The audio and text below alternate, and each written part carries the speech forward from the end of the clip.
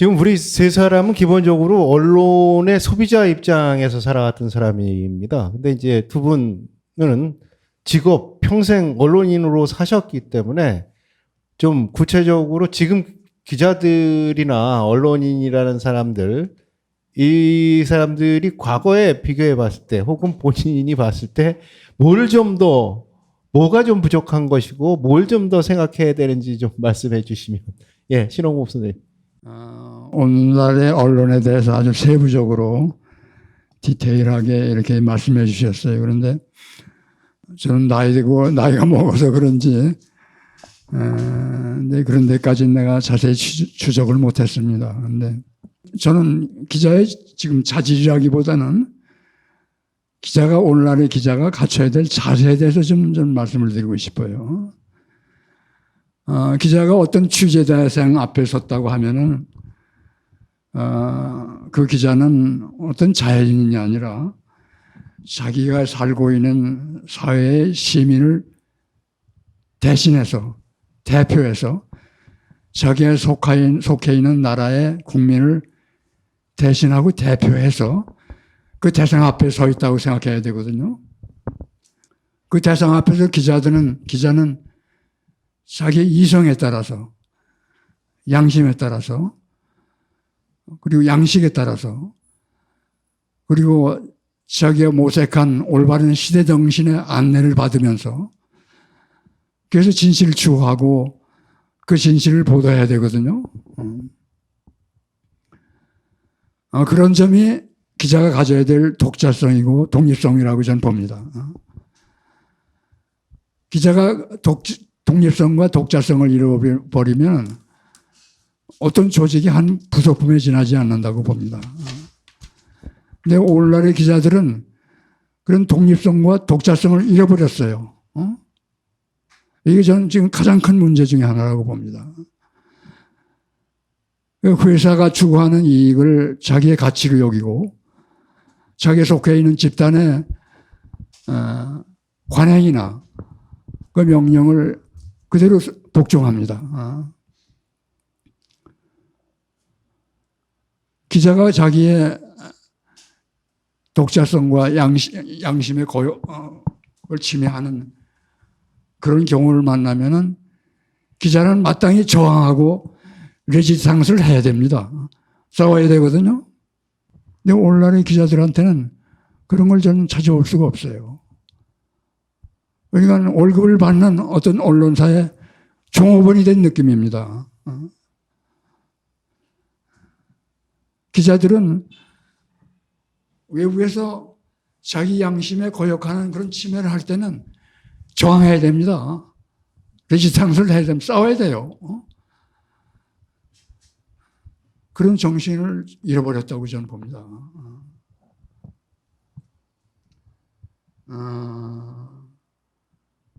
네, 이런 독립성과 독자성을 다시 찾아야 된다는 말씀을 좀 드리고 싶어요. 김현수 선생님. 신홍모 선배님은 제가 아주 가장 좋아하는 선배 중에 한 분인데 말이 무겁습니다. 그러니까 특히 그 젊은 기자들한테 얼마나 이게 전달될지 제 스스로 좀 의문이 좀 들 정도 그런데요. 특히 이제 뭐 미디어 전공하시는 학자분들은 뭐 세 분 했으니까 근데 아마 2008년인가요? 제 기억으로는 그러니까 이제 저도 이제 한겨레 신문에서는 상당히 일은 안 하고 좋은 자리만 골라서 해먹었거든요. 그러다가 그래서 뭐 하루 종일 그냥 뭐 회의만 하느라고 뭐 이렇게 차분히 보는 것 자체가 무지 힘들고 2007년부터 제가 이 대기자라는 걸 했습니다. 그래서 지금 대기자에서 저기 정세현 씨라고 옛날 무슨 통일부 장관 됐었고 뭐 또 국정원도 뭐 했었죠. 근데 그분이 제가 들어간 그 학교의 과에 바로 옆과 조교를 했었어요. 그래서 제가 이제 대기자가 됐다 그러니까 이제 이 양반이 아마 이제 뭐 저보러 온 건 아니고 이제 한겨레 무슨 일 보러 왔다가 거기 이제 그 8층에 임원실이 있거든요. 거기 가서 이제 비서들한테 저기 웨이팅맨 어디 있어? 막 그런 모양이에요. 그러니까 이제 비서가 무슨 말인지 알아듣지 못하니까 아니 기다리는 사람 어디 있어? 그러니까 또 그 말도 못 알아듣으니까 아니 대기자 어디 있어? 뭐 이렇게 하고서 이제 왔더라고요. 그래서 근데 사실 이제 제가 정말 어떻게 보면 이것도 뭐 이제 우스갯얘기지만 한겨신문의 초대 대기자거든요. 그래서 이제 제가 매일 방에서 대기하면서 정말 모처럼 시간이 남아 돌아와서 그래서 이제 이런저런 뭐 잡다, 그러니까 어떤 문제 현역 기자 시절에는 거의 못 보던 글들을 이제 보게 되는데 그 당시에 LA 타임즈에서 뭐 아마 교수님도 보셨을 것 같은데 그 뉴미디어라고 아마 시리즈를 7, 8회인가 했어요. 그때 아마 인터넷 시대고 뭐 그런 것 같은데 제가 상당히 그거 보면서 진짜 정말 영감도 많이 받았고 근데 거기 이제 글에 이제 앞으로 미디어가 지금 이 나노초의 경쟁 시대에 들어갔다고는 식으로 표현하더라고요. 근데 아니 나노처럼은 10억 분의 1초인데 우리가 뭐 1초야 우리가 느낄 수 있지만 0.1초 아까 무슨 0.5초만 하더라도 지금 까리까리한데 10억 분의 1초라니 야, 이 사람도 정말 구라가 너무 심하다고 생각을 했는데 벌써 그게 뭐 한 20년 뭐 지난 얘기더라고요. 그래서 그러니까 뭐 이제 저 같은 경우도 이제 뭐 정말 누가 와도 이제 하여튼 이 꼰대 기자인데 저는 지금 이 시대에 젊은 기자들이 저는 좀 가졌으면 좋았을 게 아까 뭐 이종훈 교수께서 좀 학자로서 같은 좀 그런 풍모 좀 공부 좀 해라 그러는데 기자들 공부 진짜 안 합니다. 그리고 공부할 시간도 없고 그래서 저는 무슨 뭐 지사자 원리나 그런 것보다는 정말 자기가 쓰는 기사가 무슨 의미가 있는지를 한번 이 사람 좀 따져봤으면 좋겠고 그래서 제가 좀 얘기하고 싶은 건 정말 좀 부안해동 좀 안 했으면 좋겠어요. 그냥 뭐 퍼나르고 그래서 제가 보기에는 그냥 정말 무슨 정말 뭐 나노 5천은 아니지만 한 1분만 지나면 아무도 겉들도 보지 않는 그런 것들을 뭐 정말 똑같은 걸 쓰거든요. 그래서 뭐 네이버에 특정 기자 이름 뭐 하여튼 무슨 주제 쓰게 되면 똑같은 기사가 뭐 한 30개가 뭐 하여튼 동시에 뜨고 그래서 그런 거에 대해서는 서로 좀 정말 좀 뭔가 좀 경각심 있어야 되고 그래서 아까 뭐 1차 때 회의 때도 아마 이 교수께서 말씀하실 것 같은데 정말 뭐 무시할 수 있는 거. 자기는 아까 무슨 뭔가 돌아가는데 아니 나는 그런데 관여 안 할까 하고 진짜 과감하게 안 쓸 수 있는. 그리고 이제 그거를 동시에 그것도 미디어도 뭐 하나의 조직이니까 그 뭐 상사들이 좀 인정할 수 있고 그래서 아니 저는 하여튼 이제 뭐 저도 이제 현업 떠난 지 벌써 10년 됐는데 하여튼 페이스북에 누가 올리면 그냥 아무것도 안 그냥 바로서 누가 뭐 했다. 그러니까 그거는 지사 안 쓰면 누가 뭐 그런 말 했는지 안 했는지도 모르는 것 자체가 그게 또 뭐 이 꼬리에 꼬리를 물고 좀 이어지는 거. 그래서 그런 현상들에 대해서 좀 많이 좀 따져봤으면 좋겠고요. 그 다음에 제가 글쎄 뭐 여기서도 내가 좀 조중동 얘기하면 좀 그렇지만 옛날에 이제 이 신홍훈 선배 같은 분이 있어서 어떤 조선일보나 동아일보는 70년대, 80년대에 기자 뽑을 때 신원조에 무지 엄격하게 했습니다. 그래서 무슨 학교 다닐 때 무슨 학생운동을 했거나 무슨 뭐 어디 끌려갔거나 뭐 이렇게 했으면 무조건 다 아웃이에요. 그랬는데 한 90년대 좀 넘어가는 보니까 조중동이 그런 제도가 다 사라졌대요.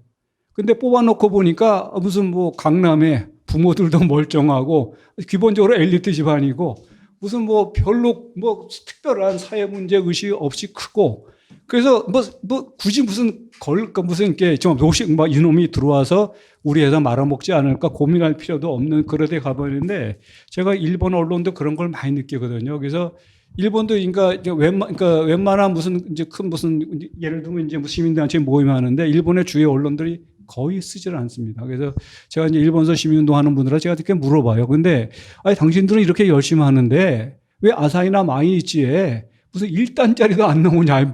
당신들은 어떻게 생각하냐 했더니 그러니까 그 사람들이 저한테 이제 얘기하는 게 아니 그 사람들이 지금 월급 얼마 받는지 아십니까? 연봉 얼마인지 아십니까?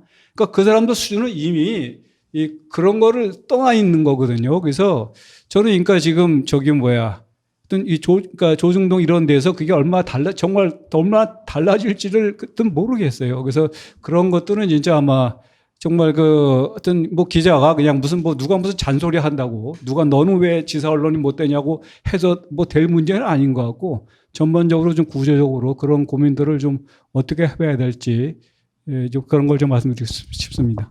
예, 잘 들었습니다. 그래서 그 기자들, 저널리스트들의 어떤 자세나 자질이나 뭐 이런 얘기를 나눠봤는데 어떤 탐구하는 문제나 어떤 다양한 지식을 캐고 연결하고 하는 그런 어떤 성찰의 능력이나 또 그 얼마 전에 권태선 선생이 쓴 그 이영희 선생 평전의 제목이 진실의 복무. 그러니까 복무 대상이 없어진 것이 가장 큰 문제 아니겠는가 하는 생각도 하게 됩니다. 내가 누굴 위해서 뭘 위해서 해야 되는지가 없어진 상황에서 뭐 해야 될 게 없는 거죠. 그때 그 주어진 과제를 빨리 수행하는 것. 나노초에 밀리면 안 되니까. 먼저 올라가면 기록이 남기 때문에요. 나노까지 분석하면 나노초 차이로 되고 안 되고 하니까 그런 시대에 이제 노출되어 있는 것인데 결국은 이제 독자성 문제인데 저는 뭐 그렇게 생각도 듭니다. 이 저널리즘이라는 장이 서 있는데요. 시장 같은 것일 수도 있고 필드일 텐데 그거의 원심력이 워낙 센 거죠. 그래서 다 그 부안의 동 말씀하셨는데 김효수 선생님이 그러니까 나는 안 가고 싶어도 남들이 다 갔을 때 안 가고 못 견딘다는 거예요. 몇몇 주요한 이슈들에 대해서. 그래서 빨려 들어갔는데 정보력도 없고 취재한 것도 없으니까 베껴서 지면은 채우고 그래야 클릭수가 나오고요. 그러니까 어떤 핫 이슈의 클릭수가 그 하루에 1000만이 나온다면 다른 대안적인 이슈는 10,000도 안 나온다고 했을 때 모든 언론은 글로 뛰어 들어간다는 거죠. 그랬을 때 결국은 이거를 해결할 수 있는 것은 그 각 개인들의 결국은 복무와 자기의 진실에 대한 열망과 이런 것들이 그걸 차고 나올 수 있겠는가의 문제로 이제 요약이 될 것 같습니다. 그래서 그 구조를 당연시하고 어떻게 개인이 정할 수 있겠는가라고 한다면 저널리즘 미래는 여전히 이제 그건 뭐 우리가 논의할 가치가 없는 미래에 가까워질 것 같고 근데 뭐 사람들이 다 그런 건 또 아니고 또 새로운 희망 만들기를 하는 면도 있을 것 같아서요. 이제 마무리 겸 이영희 선생의 그 저널리즘이 지금 이제 한국에서 어떤 가치가 있고 계승을 어떻게 해야 될 거냐를 마무리 삼아서 이제 말씀을 하시면서 토론회를 마치도록 하겠습니다.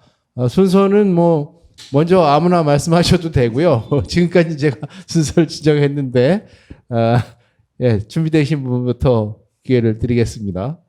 계승 혹은 가치를 우리가 재확인하면서 우리 저널리즘에 대한 희망을 이어가려면 그 이영희 선생이 뿌린 씨앗들이 어떤 식으로 다시 싹 터서 또 새로운 숲을 만들어갈 수 있겠는가 이런 얘기일 수 있겠습니다. 그래서 준비가 안 되셨을 수 있는데 이정훈 선생님, 예. 네, 뭐 2부에서는 제가 계속 먼저 발언을 마지막도 제가 먼저 하도록 하겠습니다. 짧게 말씀을 드리자면요, 중복되는 부분도 있기 때문에 그 언론은 무엇보다도 사실을 가지고 무언가를 하는 직업입니다. 그러니까 가장 기본적인 원재료가 사실이죠. 그러니까 뭐 탈진실이니 디지털이니 하지만 어쨌거나 지금 언론의 불신, 그다음에 이런 것들과 어떤 사실이 대접을 제대로 못 받는 현실이 지금 궤를 같이 하고 있는 것 같습니다. 당연히 언론들이 사실이 소중해지면 이제 언론도 사실은 사실이 소중해지는 것만큼 기본적으로는 사회적으로 소중한 존재가 될 수 있을 텐데, 근데 이제 안타까운 것은 언론이 물론 이제 일부 언론일 수도 있겠지만 먹고 살기 위해서 언론 스스로도 사실의 가치보다는 어떤 감정이나 신념 이런 것들의 가치에 좀 편승해 온 게 아닌가. 그래서 지금 현재 2021년에 이영희 저널리즘을 이야기하는 가치라고 하는 것은 저는 그렇다고 봅니다. 언론들이 또 시민사회나 사실 저희들 학교도 마찬가지인데 사실을 다루고 사실로 먹고 사는 사람들부터 나서서 사실로 대접받을 수 있는 사회를 만들고, 언론은 사실을 지금보다 훨씬 더 소중하게 다루고 사실을 좀 더 아끼고 사랑할 필요가 있다. 그래서 사회적으로 지금보다는 사실이 조금 더 대접받는 사회가 되는 게 언론이 처한 지금 불신의 시대를 돌파할 수 있는 단초가 될 수 있지 않을까. 저는 그런 점에서 이영희 선생님께서 이제 사실 그리고 사태, 진실을 바라보시는 태도 이런 것들이 현 시대에는 굉장히 더 이제 가치가 있지 않은가 그런 생각을 해봅니다. 예. 뭐 자연스럽게 정준희 선생님. 예. 그 다음에 김현순 선생님 드리겠습니다. 순서 정해야겠습니다. 제가 이제 이영희 선생님에 대한 이야기를 왜 우리가 해야 되는가, 그리고 그것에 어떤 가치를 끊임없이 새로 부여해야 되는가라는 이야기를 하려면 이게 이제 세대의 문제가 있는 것 같아요. 기본적으로 동지로서 경험했던 세대, 이제 신홍범 선생님 같은 이제 그런 케이스. 그다음에 경험하고 이제 지켜보고 글을 읽었던 세대, 경험한 세대가 있죠. 그다음에 이제 기억하려고 하는 세대로 이제 넘어가게 되거든요. 기억은 경험이나 동지로서의 세대랑 굉장히 다르기 때문에 앞에 동지와 경험의 것들이 누적된 어떤 모습이 계속해서 기억의 재료로서 이제 살아나야 되거든요. 그럼 이거는 이제 대단한 재해석들이 이제 필요해지는 그런 영역이 됩니다. 그러니까 직접 아까도 말씀하셨지만 당대 사회 분위기를 알던 사람은 그때 지적 추구라는 게 뭔지를 그냥 느낄 수가 있는데 그렇지 않은 맥락에서는 사실은 그거를 알기가 굉장히 어려운 거잖아요. 그러면 저는 이제 리영희 선생님 같은 경우에 저는 한 세 단계로 좀 나눕니다. 일단 리영이라는 인물이 가지고 있는 가치가 있고요. 그다음에 리영이 저널리즘이 가지고 있는 그런 가치가 있고 그렇기 때문에 지금 우리가 이야기할 수 있는 무언가 화제라고 하는 것이 있다고 생각을 해요. 리영희 선생님 같은 경우에 그 인물이 가지는 가치라고 하는 건 우리가 뭐 탁월한 인물들 많이 있었잖아요. 뭐 돌아가신 분 중에 송건호 선생님 같은 분도 있고 아직도 살아계신 분들 중에 뭐 신홍범 선생님이나 우리 김중배 선생님이나 이런 분들 같은 분도 계시지만 왜 하필 이영이어야 되느냐라고 하는 부분이 이영이라는 이미지가 가지고 있는 그릇이 굉장히 전 굉장히 크다라는 생각이 들어요. 여기에서 우리가 동의할 수 있는 게 굉장히 많고 표본이 굉장히 있고 거기에 대해서 같이 나눌 이야기들을 끊임없이 제공해 주는 그런 존재거든요. 저는 이분이 이런 이미지가 이제 박제화될 필요는 없다고 생각하고 스스로가 우상이 될 필요는 없다고 생각합니다. 이제 우상을 타파하고자 하셨던 분이 자기 자신이 우상이 되는 건 원하지는 않을 거잖아요. 이 가운데서 아마도 이걸 하려고 하면 훈고와 실학의 대립들이 언제나 있을 겁니다. 이영희는 누구야? 라고 얘기하고 이영희 저널리즘 뭐야? 라고 이제 원전을 고집하는 부분과 그거는 이렇게 현대에서 이렇게 해석돼야 돼라고 얘기하는 부분이 언제나 굉장한 긴장감이 있을 거예요. 근데 저는 이 긴장감이 생기는 것 자체가 굉장히 중요한 문제라는 생각이 들거든요. 그래야 이야기거리들이 나온다는 거죠. 그 이야기거리의 핵심이 이제 바로 이영희 저널리즘인데 텍스트가 굉장히 많이 존재를 하고 텍스트에 대한 재해석분도 굉장히 많이 존재하는 상태에서 우리는 굉장히 좋은 표본, 당대의 표본을 발견할 수 있고 그 텍스트를 놓고 논의할 수 있는 것들이 굉장히 많다는 거죠. 그리고 그 텍스트가 가능했던 것에 대한 여러 가지 태도나 방법론을 탐구할 수 있다. 이 텍스트를 만들어내기까지의 정신은 뭐였고 이 텍스트가 만들어졌던 문헌적 기초라든가 방법론은 무엇이었는가. 이 부분에 대해서 우리는 이야기할 수 있고 이거를 당대하고 좀 다르게 풀어낼 수 있는 가능성들이 분명히 존재할 거라는 거죠. 결국은 지금의 저널리즘과 저는 지적 풍토까지 이야기를 하고 싶은데요. 왜냐하면 아까도 제가 지식인으로서의 지적 개입이라고 얘기를 했기 때문에 이 저널리즘 단지 직업으로서의 저널리즘의 기자들이 뭘 한다의 문제를 떠나서 사회담론의 문제라고 생각을 합니다. 그러니까 이영희 선생이 그 당시에 쓰셨던 책이라든가 그 어떤 저널리즘의 내용이라고 하는 것이 의미가 있었던 이유는 당대의 어떤 다른 지식인들이나 학자들도 못했던 담론들을 설정해냈다는 거죠. 우리가 베트남 전쟁에 다시 보게 만들고 중국이라는 존재에 다시 이해하게 만들고 남북한의 문제, 핵무기의 문제에 다시 이해하게 만드는 그 과정이라고 하는 것이 지속적으로 담론을 교체시켜가면서 우리 지식인들이 이야기할 거리들을 굉장히 많이 만들어냈단 말이에요. 근데 지금의 지적 풍토는 사회담론 자체가 사라졌습니다. 이 사회담론이 이제 뭐 너무나 미시담론에 의해서 갇혀버렸는지 모르겠지만 우리의 사회는 어디까지 와 있지? 우리 인간은 어디까지 지금 나아가 있지? 그랬을 때 지금의 어떤 부족한 점들은 무엇이지? 우리는 어떤 허위에 갇혀 있지? 이런 식의 이야기들이 지속적으로 나와야 되는데 그 담론 자체를 만들지 못하고 있다. 저는 지금 이영희 저널리즘의 결과로서 당대 저널리즘과 지적 풍토가 해야 될 일은 바로 그렇기 때문에 이영희라는 인물과 그의 방법론과 저널리즘이라는 텍스트를 현재화시켰을 때 우리는 지금 이 경계에서 어떤 담론적 경계를 또 한 번 만들어내야 우리가 사회적으로 대화가 가능한가. 이 이야기로 나가는데 굉장히 중요한 창구가 되실 거라고 저는 생각을 합니다. 예. 알겠습니다. 김현순 선생님. 예, 뭐 최 교수님 말씀에 뭐 정답 없습니다. 정해진 답 없고요. 저는 그냥 원론적으로 얘기하면 뭐 언론 스스로 신뢰를 회복하지 않으면 이거는 뭐 될 리가 없고 그다음에 우리 사회 자체가 그러한 언론들을 뭔가 어떤 키워준다 그럴까 후원한다 그럴까 그게 상당한 갖춰지지 않으면 아주 무지 어려운 얘기가 되거든요. 근데 저는 하여튼 이제 우리 같은 뭐 이영희 재단 주최의 얘기고 그래서 저는 우선 저 이영희 선생님 자신에 대해서 우리가 어느 정도 좀 신화를 스스로 좀 벗겨드리는 게 이영희 선생 자신을 위해서도 뭐 좋을 것 같고요. 그래서 아까 저기 정 교수께서 얘기하셨나요? 또 이혁희 선생님이 뭐 당대로서는 최선의 일을 하셨고 그렇지만 또 지금 와서 보기엔 여러 가지 이제 뭐 허점들이 보이는데 그것도 또 뭐 겸허히 인정해야 된다 그러는데 저는 뭐 정말 너무나 당연한 얘기로 그런 이 느낌이 들고요. 그리고 저는 이제 이혁희 선생님이 뭐 워낙 정말 이 방대한 뭐 여러 가지 분야에 저서를 남겼지만 저는 이 선생의 뭐 이건 약점이라긴 뭐야지만 뭔가 어떤 치명적으로 뭔가 부족한 부분은 이분이 현장에 갈 수가 없었어요. 그러니까 그리고 이영현 선생이 이제 기본적으로는 뭐 기자로서 출발한 분 아닙니까? 그러니까 베트남 전쟁도 저는 글쎄 뭐 우리 최 교수께서는 이영현 선생님 문헌을 다 보셨으니까 뭐 그때 저는 확신할 수가 없는데 아마 선생님 본인도 그런 생각 하지 않았을까 싶어요. 그러니까 나도 내가 또 베트남 가서 진짜 직접 가서 정말 전투 현장도 취재를 해보고 진짜 무슨 미군은 뭐라 그러는지 아니면 베트남도 뭐 정말 저기 뭐야 그 당시에 사이공 정권이죠 그쪽 간부들은 뭐라 하는지를 직접 취재해보고 싶지 않았을까 이거 완전 좀 순 상상인데 예를 들면 또 중국도 마찬가지죠. 그러니까 뭐저 어떻게 보면 진짜 정말 우리가 중국하고 아무 교리도 없고 막 그리고 이제 사상적으로 엄격히 통제가 심한 상태에서 이 선생이 정말 아주 그냥 간당간당 글을 쓰신 거잖아요. 근데 뭐 그렇게 쓰는 것도 물론 이제 의미가 있고 뭐 항상 무슨 현장을 보고서 무슨 글 쓰는 건 아니지만 그래도 이영희 선생이 그 당시에 뭐 이거는 뭐 진짜 꿈 같은 얘기지만 실제로 중국에 가서 한번 보시고 그리고 중국의 여러 무슨 간부들도 보고 농민들도 봐서 그런 얘기를 했으면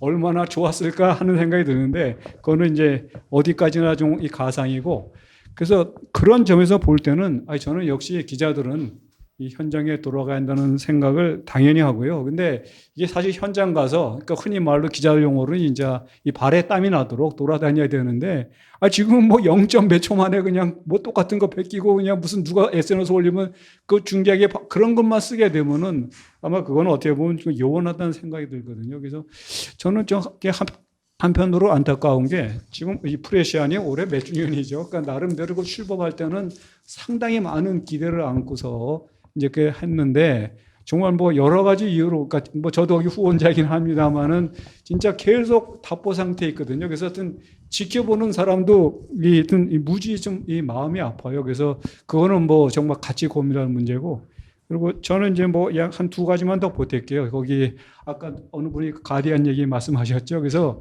제가 2005년에 한겨레 편집을 할 때 제가 같은 가디안에 가봤어요. 그래서 이제 그 당시에 그 유럽의 정말 대표적인 소위 말하는 진보신문이라는 이제 가디안하고 엘바스를 가서 직접 가서 이제 거기 간부들을 쭉 만나봤는데 제가 가디안에 왜 갔냐면은 한겨레 후배들이 하도 시끄럽게 가디안대로만 하게 되면 뭔가든 모든 게 하여튼 이 만사형통되는 것처럼 그래서 정말 거기에 무슨 비법이 있나 하고서 갔었거든요. 그래서 이제 거기서 이제 그 당시 뭐 거기 무슨 뭐 전략 담당, 광고 담당, 또 뭐 그러고 이제 그 스노우 뭐 위키리크스인가 그 유명한 누구죠? 그 러스펠딩 어떤 뭐 편집도 쭉 만나봤어요. 그리고 거기에 이제 온라인 담당하던 제가 만났을 때는 이제 엘리자베스 벨이라고. 그러니까 보통 우리 소위 말하는 주류 언론식으로 따지게 되면은 뭐 저 사람도 기자인가 할 정도의 사람이 있는데 하여튼 이제 그래서 제가 그 사람한테 물어봤어요. 당신들은 이제 저기 뭐야 그 온라인에 대해서 어떤 전략 갖고 있냐 했더니 이 사람이 당신이 우리한테 가르쳐 줘야지 그러면서 자기들도 출범한 지 얼마 안 됐대요. 얼마 안 돼서 그러니까 거의 아마 한겨레랑 비슷한 것 같아요. 이제 인터넷 그거 하고 그러는 게. 근데 제가 그때 엘자베스 벨 얘기 들으면서 제가 그러니까 이거는 좀 놀랐다 생각한 게 빈 라덴이 자기들 살려줬대요. 그러니까 이제 자기들도 이제 그 뒤늦게 뭐 거기도 뭐 우리랑 별로 의식구조 크게 달라지지 않았고 기자들도 기본적으로 뭐 신문에 글 써야지 무슨 온라인에 무슨 그거 써갖고 누가 이거 같은 이제 이런 생각에 머물러 있을 때인데 그래서 자기 같은 온라인 책임자를 있으면서 기자들한테 글쓰기 하는 게 그렇게 힘들었다고 뭐 그러더라고요. 근데 이 소위 9.11 테러가 나고 나서 이 가디안의 온라인 조회수가 폭증을 했대요. 폭증을 하는 게 이제 그게 이 미국하고 뭐 호주 이런 데 그러니까 다른 지식인들이 특히 미국에서 엄청나게 접속이 들어왔대요. 그러면서 그게 도대체 미국 언론만 봐서는 그러니까 우리가 왜 이렇게 미움을 하는지 모르겠다 그래갖고서 잔뜩 들어왔다 그러거든요. 그러니까 뭐 이 가디안 자체에 저력이 있고 그러고서 이제 웬만큼 그러한 뉴스를 하는 사람들에 대해서 뭔가 같은 이 요구에 대해서 또 만족시켜 줄 수 있는 또 능력도 있고 그러니까 그게 이제 맞아가니까 이제 다시 또 확 일어선 거고 지금 아까 무슨 이제 저기 뭐 군소라는 표현 쓰면 뭐지만 아주 작은 미디어들이 있잖아요. 그런 데서 흉내내기 어려운 거잖아요. 그래서 그거는 뭐 앞으로도 진짜 정말 뭐 저희들 그냥 다 같이 고민돼야 할 문제라고 생각합니다. 예, 신홍호 선생님. 예.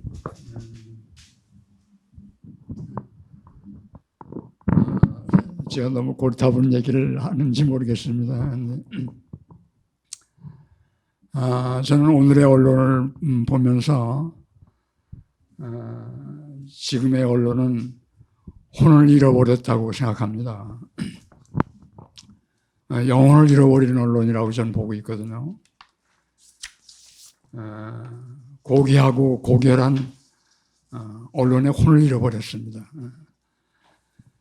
언론이라는 것은 지금 우리가 살고 있는 세상을 진실하게 설명하고 또 앞으로 우리가 만들어야 될 세상, 와야 될 세상을 제시를 하고 그걸 추구를 해야 된다고 저는 봅니다. 세상을 설명할 뿐만 아니라 세상을 바꿔야 된다고 저는 생각해요. 그런 언론이 되어야 된다고 저는 봅니다. 그런데 지금은 오늘의 우리 언론은 어떤 세계를 지향하고 있는지, 우리나라가 어디로 가야 되는지, 지금 이 세계 어디로 가야 되는지, 지금 그걸 정말 진지하게 제시하는 걸 저는 못 봤어요. 한 번도.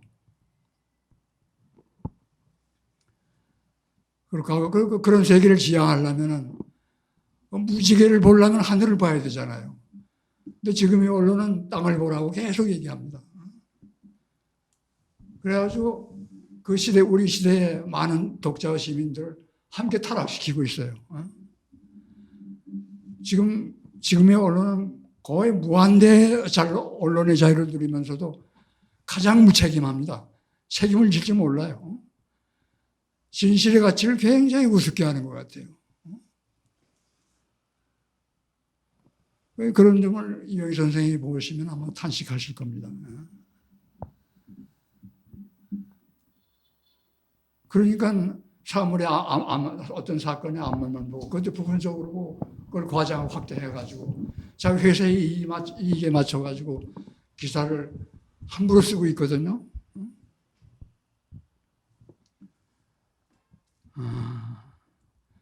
그런 점에서는 이영희 선생의 그런 저널리즘은